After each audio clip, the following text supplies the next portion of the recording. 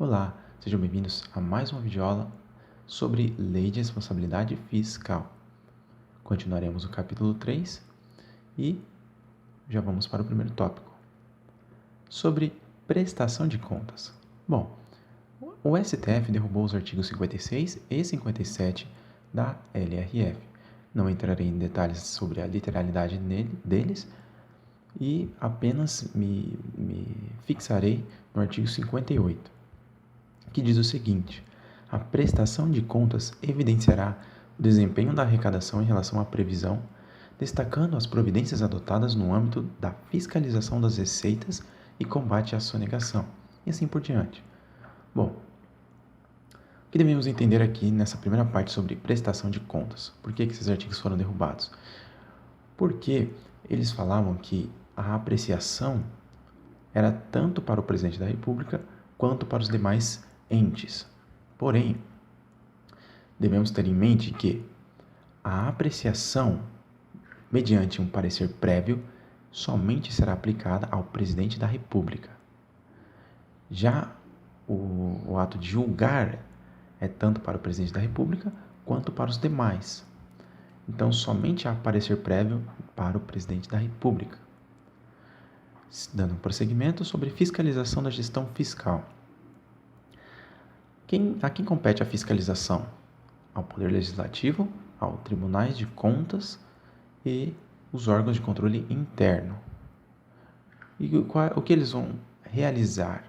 Eles vão verificar o cumprimento das metas da LDO, as operações de créditos e restos a pagar, medidas adotadas para voltar as despesas com pessoal, dívida consolidada e dívida mobiliária à normalidade, ou seja, recondução aos limites, destinação dos recursos provenientes da alienação e, por fim, gastos dos legislativos municipais. Todas essas ações, no que se refere à gestão fiscal, a fiscalização compete a essas três unidades, ao Poder Legislativo, aos Tribunais de Contas e os órgãos de controle interno. Bom, além disso, sobre os Tribunais de Contas, na LRF, qual é a responsabilidade deles? Eles vão alertar tanto os poderes e órgãos, quando eles constatarem que as metas fiscais não foram atingidas, quando se ultrapassou os limites de alerta, quando os gastos referentes a inativos e pensionistas forem muito altos, muito elevados, e também quando constatar irregularidades. Além disso, desconsiderando esse erro aqui, os Tribunais de Contas da União, eles observarão a aquisição de títulos do Bacen e do Tesouro Nacional, da Secretaria do Tesouro Nacional. Dando prosseguimento sobre receita pública, nós temos alguns tópicos referentes à receita pública sobre o ponto de vista da LRF. Primeiro, sobre a gestão fiscal. O artigo 11 diz que deve-se ter responsabilidade da gestão fiscal no tocante aos tributos. Sim, deve ter essa responsabilização no que se refere aos tributos, porque basicamente é o dinheiro público, aquilo que está sendo arrecadado do povo. Entretanto, se o ente não observa a responsabilidade na gestão fiscal no que se refere aos impostos, ele não poderá receber transferências voluntárias. Ou seja, o ente sofrerá uma penalidade apenas no que se refere a tributos, quando estivermos falando dos impostos. Então, se ele não está seguindo as regras de responsabilidade na gestão fiscal no tocante aos impostos, aí sim ele vai sofrer penalidade. Do contrário, permanece o mesmo. Isso é o que diz a LRF. Sobre a previsão das receitas. Ponto importantíssimo. Primeiro, o que é a previsão de receitas? É a estimativa de arrecadação. E o que vai conter nessa previsão? Ela conterá o crescimento econômico, normas técnicas e também normas legais. Conterá também variação de preço, demonstrativos referentes aos 3 últimos anos e em relação aos 2 próximos anos. Então, entre outras coisas. Então, tudo isso vai estar contido na previsão de receitas. Correto. Primeiro ponto aqui, antes de entrarmos no tópico da previsão de receitas. O executivo ele tem a responsabilidade de desdobrar essa previsão de receitas em metas bimestrais de arrecadação. Essas metas conterão, em tópicos específicos, medidas de combate à sonegação, informações referentes à dívida ativa e aos créditos tributários que devem ser cobrados. Então, o executivo tem que desdobrar a previsão de receitas em metas bimestrais de arrecadação. E qual é a regra que está contida sobre previsão de receitas? O executivo, o poder executivo, deve enviar seus estudos e análises referentes à previsão de receitas em até 30 dias antes do término do encaminhamento das propostas aos demais poderes. Por que disso? Porque cada poder e o Ministério Público vai elaborar, certo, as suas análises, suas previsões de receitas, seus estudos, suas estimativas de orçamento.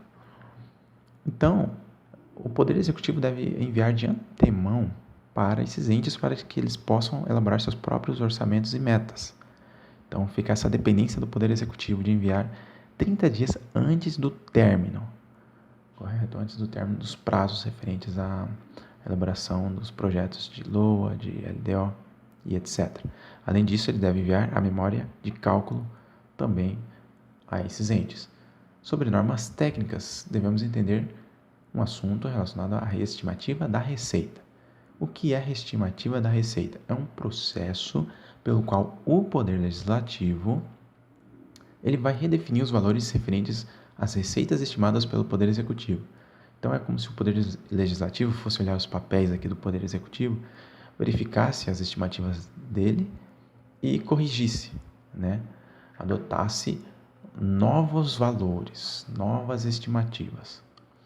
Só que isso aqui só pode acontecer se o Poder Executivo errar ou se ele for omisso, no que se refere a normas técnicas ou legais, ou seja, de ordem técnica ou legal.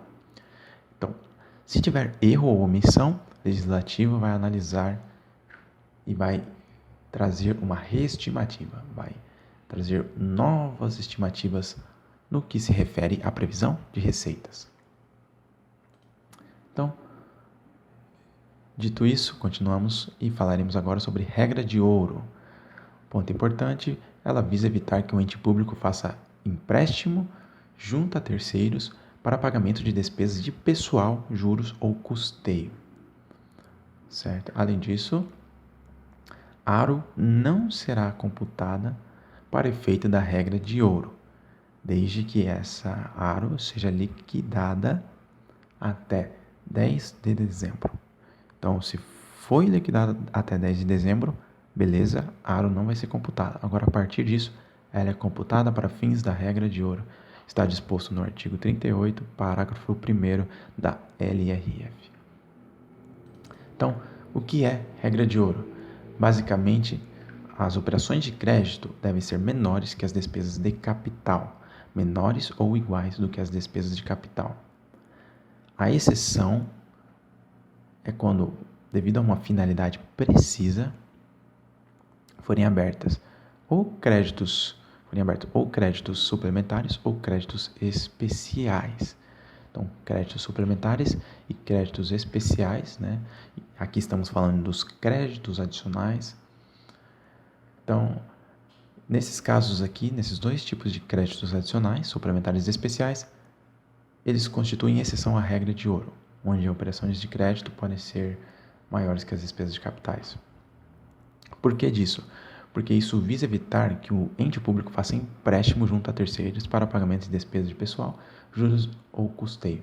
Porque operações de créditos basicamente são empréstimos. Então, o ente vai lá, realiza um empréstimo e ele não pode usar esse empréstimo para pagar despesas de pessoal.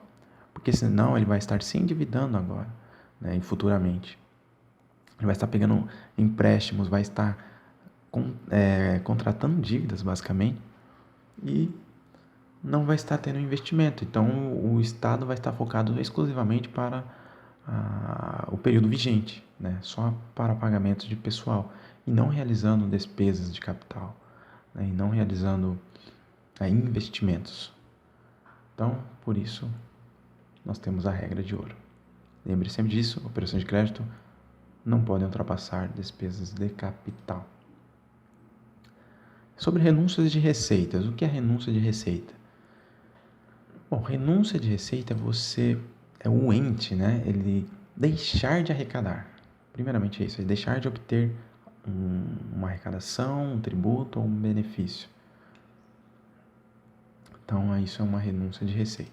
Antes de entrarmos nisso, vamos só entender que ela tem um caráter discriminatório e não geral, ou seja, não é para todo mundo. São casos específicos, são casos onde são destinados a um determinado público, um determinado setor, não tem caráter geral. Bom, quais são os tipos? Primeiro, a anistia, que é o perdão de uma parte da dívida, ou seja, um perdão de uma multa, por exemplo. Então, a anistia é um perdão de uma penalidade, uma multa. Remissão é o perdão total no que se refere aos tributos, não arrecadar os tributos. Subsídio é um incentivo dado a um particular para que ele possa realizar um financiamento, possa realizar um investimento. Crédito presumido é um benefício fiscal que é dado no que se refere ao comércio, correto? Então, a diminuição dos tributos exportados ou vendidos, e nessa diminuição dos tributos, aquele que está realizando essa operação, essa venda, vai receber um crédito presumido, um benefício, né? A isenção é quando o valor não é cobrado, certo? Não é cobrado uma taxa, um valor de uma determinada pessoa. E a redução da base de cálculo é quando nós temos alteração no método de cálculo, e essa alteração ela vai fazer com que o valor, né, referente a um tributo ou a um imposto, ele seja diminuído. Então, a redução da base de cálculo. Finalizada essa parte, elas têm alguns requisitos, né? Isso devemos entender, que a renúncia de receitas possui requisitos. Quais são esses requisitos? Primeiro, quem vai realizar a fiscalização? É o Congresso Nacional. O Congresso Nacional fiscaliza a renúncia de receitas, que é o poder legislativo controlando as contas do Poder Executivo. Fazendo a fiscalização sobre o orçamento, sobre a parte fiscal do Poder Executivo. Quais são os requisitos? São 3 requisitos para renúncias de receitas. Lembramos que nós temos a DOC, são as despesas obrigatórias de caráter continuado, e a renúncia de receitas. Bom, sobre renúncia de receitas, nós temos 3 requisitos importantíssimos. Estimativa de impacto, AE2+, estimativa de impacto do ano vigente, atual e dos 2 seguintes. Além disso, o projeto da Lei Orçamentária Anual, ela terá demonstrativos regionalizados, no que se refere à estimativa de impacto. Deve estar contida e resseguindo os pressupostos da LDO, e pelo menos terá uma dessas duas condições aqui, não obrigatoriamente as duas. Então, pelo menos ela deve ter ou as medidas compensatórias, e nesse caso, aumento de receitas, o que difere da despesa obrigatória de caráter continuado, porque lá pode haver uma medida compensatória ou pelo aumento da receita ou diminuição da despesa. Aqui no caso somente o aumento da receita, ou pelo menos ela terá a renúncia na LOA, lá quando estivermos na PLOA, na parte de elaboração da LOA. Ou seja, a renúncia de receitas deve estar prevista na LOA. Se ela estiver prevista na LOA, beleza, não é necessário estipular uma medida compensatória quando estiver realizando a renúncia de receitas. Se não estiver contida na LOA, então deverão estar contidas as medidas compensatórias para que se possa aplicar a renúncia de receitas. E essa medida compensatória será referente ao aumento da receita. Bom, não será aplicado essas condições, esses requisitos, no caso de impostos, seja de importação, de exportação, de produtos industrializados, operações de crédito, títulos mobiliários e cancelamento de débito cujo montante seja inferior ao dos respectivos custos da cobrança. Então, nesses casos, não é necessário seguir tais requisitos. Não se aplica a renúncia de receitas aqui. Aqui nós vimos já e vamos dar prosseguimento. Estamos chegando na parte final. Falaremos sobre gestão patrimonial agora. Disponibilidade de caixa. O que é disponibilidade de caixa? É dinheiro para gastar, né? Então, disponibilidade de caixa é um saldo, um dinheiro para gastar. Lembrando que folha de pagamento, certo, dos servidores não é disponibilidade de caixa. A disponibilidade de caixa dos entes da federação serão depositadas. No caso da União, serão depositadas no Bacen. Agora, nos demais entes, eles vão determinar, cada um deles vai determinar uma instituição financeira oficial. E as disponibilidades de caixa referente à Previdência ficarão depositadas em conta separada. Ponto importante aqui, disponibilidade de caixa. Previdência vai ser em conta separada. E União vai ser o Bacen, no que se refere às outras disponibilidades de caixa. Não pode aplicar tal regra no que se refere a título da dívida pública dos estados e municípios, empresa controlada e empréstimos. No caso de empréstimo, não se aplicam essas disponibilidades de caixa aqui. Alienação de bens e direitos. Qual é a regra? É vedado aplicar receita de capital proveniente de alienação para financiar despesa corrente, salvo previdência. Importantíssimo. Desapropriação de imóvel urbano. Deve conter prévia indenização. Conservação do patrimônio público. Só inclui novos projetos na LOA se aqueles projetos em andamento estiverem ok. Então, só poderemos incluir novos projetos na LOA se os que estão em andamento estiverem ok, estiverem com as contas em dia. Empresas controladas pelo setor público. Se firmar contrato de gestão, essas empresas irão poder dispor de autonomia GOF, que vai poder ter autonomia fiscal, parte da gestão, autonomia orçamentária e assim por diante. Qual é a regra aqui? Deverão estar contidos no balanço trimestral. Esse balanço conterá nota explicativa referente a fornecimento de bens e serviços ao controlador, com respectivos preços e condições, comparando-os com os praticados no mercado, então a comparação de preços. Recursos recebidos do controlador a qualquer título, especificando valor, fonte e destinação, certo? Então, o ente controlador, o ente que receberá nessas empresas deve conter notas explicativas referentes a esses recursos obtidos do controlador. E venda de bens, prestação de serviços ou concessão de empréstimos e financiamentos com preços, taxas, prazos ou condições diferentes dos vigentes no mercado.